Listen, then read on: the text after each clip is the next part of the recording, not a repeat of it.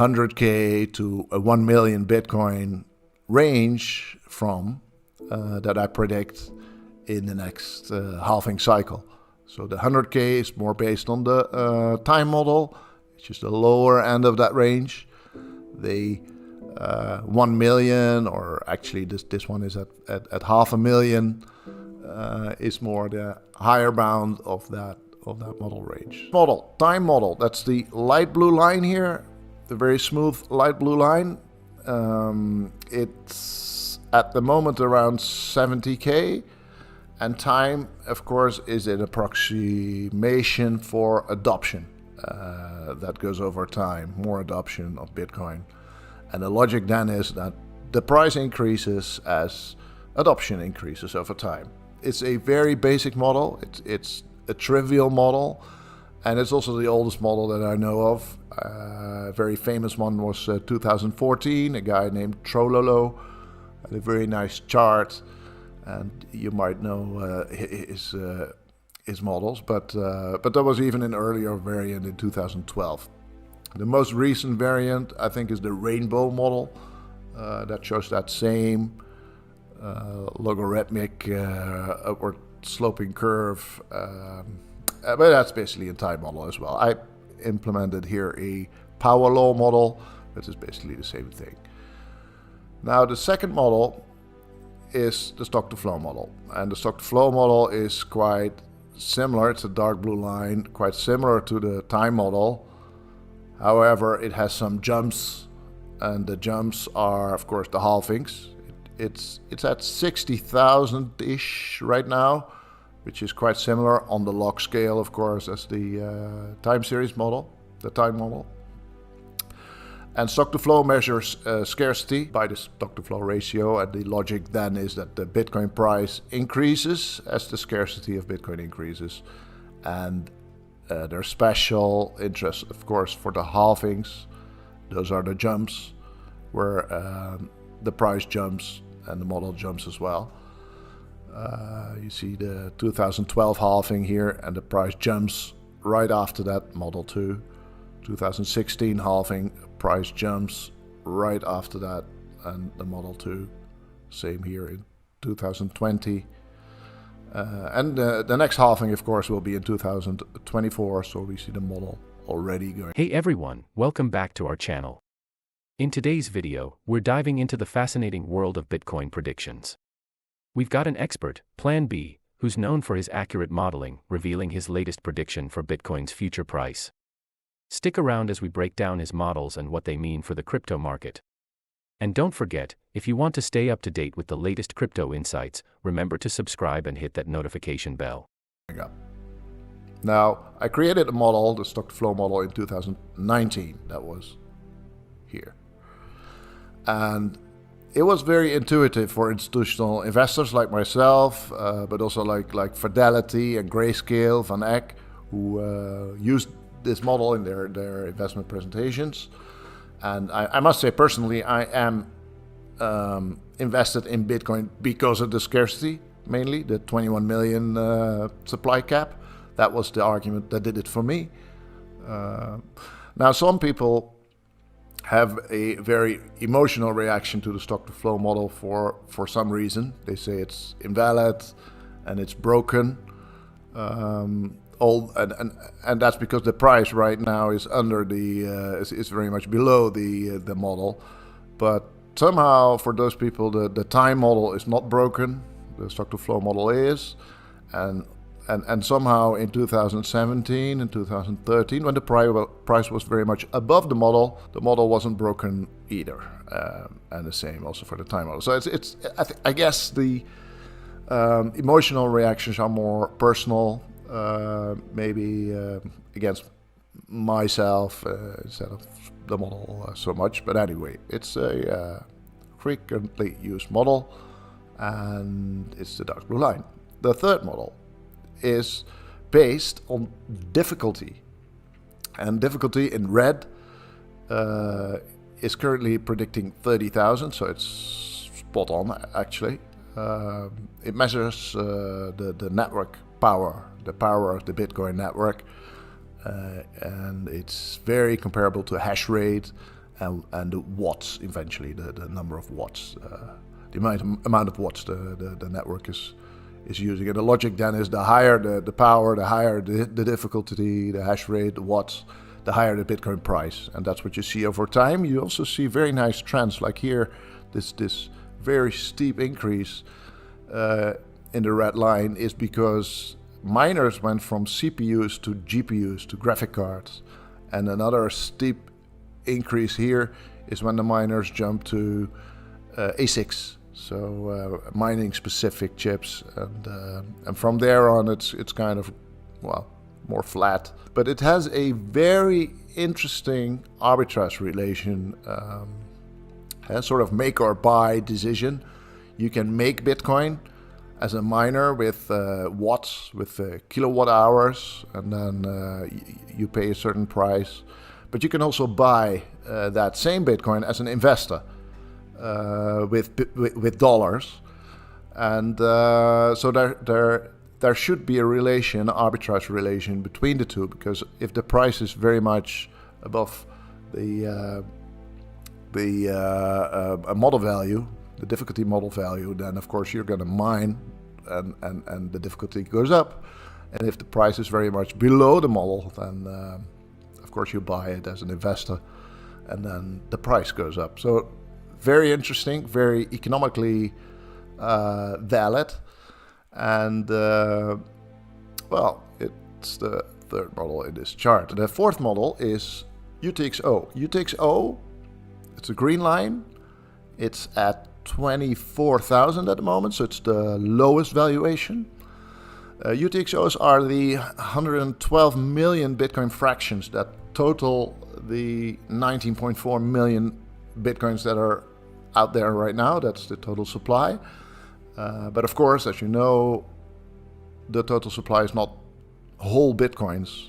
You can have fractions of Bitcoins, and every time you transact a fraction of a Bitcoin into more fractions, the Bitcoins get distributed a little bit wider over more UTXOs. So it's the logic then is that the more the Bitcoin gets distributed over UTXOs, the more the price will increase. And you see it tracks very well. It even got the dip here in 2018 after the 2017 all-time high very well. But then, to be honest, I thought the UTXO models were sort of done, like the address-based models and the transaction-based models, because there's level 2 on Bitcoin right now with Lightning and Liquid. And actually I thought until recently that those models were done, but then last couple of months we saw a sharp increase in the UTXO size to this 112 million, and thus a sharp increase in the valuation of Bitcoin based on the UTXO set. So it's very interesting where that increase will stop or if it goes on. And well, those are the four models that we're looking at. To be honest, all the models did quite well in valuing Bitcoin and predicting the Bitcoin price. In my opinion, none of those models failed. And the big question is, however, how should we use them? And well, for me, how I use them is, you can see at every point in time, let's take this point, 2017, you can see if Bitcoin is overvalued compared to the four valuations models, or if it's undervalued, like in 2018. So Bitcoin moves from the upper bound of the model, of all the models, to the lower bounds, to the upper bounds, to the lower bounds, and that this is sort of this movement. And if Bitcoin is in the lower bound of the models, then it's a great time to buy Bitcoin. And actually, we are currently in the lower bounds of all the models, and as, of course, if Bitcoin is above all the models, and that was very clear in 2013, 2017, then you should be wary. Like, where is this based on? Obviously, not a factor in one of these models, not on time or stock to flow or UTXO or difficulty. probably based on psychology, FOMO. So that's dangerous, and so that's one way you could look at it. You could also take the average of all the models. You could look at the ensemble, the average, which is now 47,000 if we do that for all the models. And what's also very interesting to look at is what should UTXO and difficulty be? Can those two models approach the time and the stock to flow models? And the answer is yes. So in order to do this, the number of UTXOs should rise 70% to 190 million. And then the pricing, the value based on the UTXO set is also in the 60-70K range. And the same for difficulty. If difficulty goes 4x, so that's quite a jump, but it can be done, right? It can be done, for example, based on the insight right now that Bitcoin is very good in balancing electricity grids. The load on those grids can be very peaked and cause problems, and Bitcoin can then switch off the miners and unload those high loads. And also we see that Bitcoin mining now helps flared gases, oil rigs, to burn those gases and use it for Bitcoin mining instead of flaring them or emitting them into the air.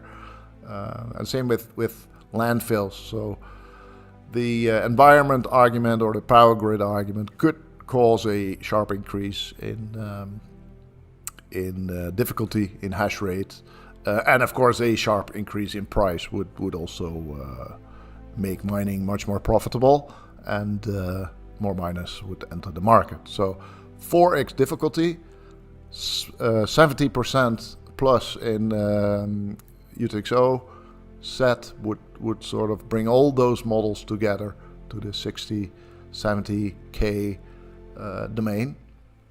And well, the other important thing is in how to use those models. You can see that only the time model and the stock to flow model can be extrapolated into the future, because we know this was the first year, second year, this was the 13th year. We can just put 14 in this formula, or 15 or 16 or 17, and then the valuation based on time is known. Same for stock to flow. We know the halving is in 2024. We know what the stock to flow ratio will do. It will double from today's stock to flow ratio, and we can plug that into the model and derive a value. So only those two models can be extrapolated, and you can see that this is exactly where I got my 100K to a 1 million Bitcoin range from, that I predict in the next halving cycle. So the 100K is more based on the time model, which is the lower end of that range. The 1 million, or actually this one is at 500,000, is more the higher bound of that model range. So how good are those models really? We could look at the goodness of fit, R squared, which is 97% for the time model, stock to flow model, and the UTXO model, and it's 94% for the difficulty model. But then R squared doesn't say anything, and I guess the very important thing to remember is correlation between those four factors and the Bitcoin price is not causation. The relation can be spurious, it can be incorrect. So you should always remember that. And also, I mean, those are very simple models based on one factor, so you can't expect those models to be 100% correct. 94 and 97% is actually quite good, and 100% would be impossible with these very simple models based on one variable.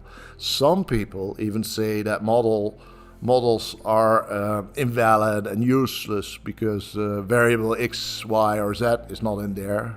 Like, okay, demand is not in there, so the model is not useful. Or the dollar M2 money supply is not in there, so the models are not useful. That is not true. That's not true at all. I mean, yes, a lot of factors influence the price, not only those four factors. You have all the macro factors like the Fed and the inflation and interest rates and the money supply of the dollar. You have the SEC with their ETF approvals. You have exchanges that go bust, like FTX recently. All those factors have an impact on price. But most of those factors are random events. The Russia war, who could have predicted it? The mining ban of Russia or of China in 2021, who could have predicted that? Those can't be modeled. What we are looking for in models is the bigger structural factors that play a role in the valuation. And modeling is therefore very much about generalization of order and not memorization of randomness, because randomness is randomness that cannot be predicted. We want the order of things. So there you have it, Plan B's intriguing Bitcoin prediction backed by 4 robust models. Remember, investing in cryptocurrencies always carries risks, so make sure to do your research and consider multiple factors before making any decisions. If you found this video informative, don't forget to give it a thumbs up and share it with your fellow crypto enthusiasts. And as always, stay tuned for more updates on the ever-evolving world of cryptocurrencies. Thanks for watching, and until next time, happy investing.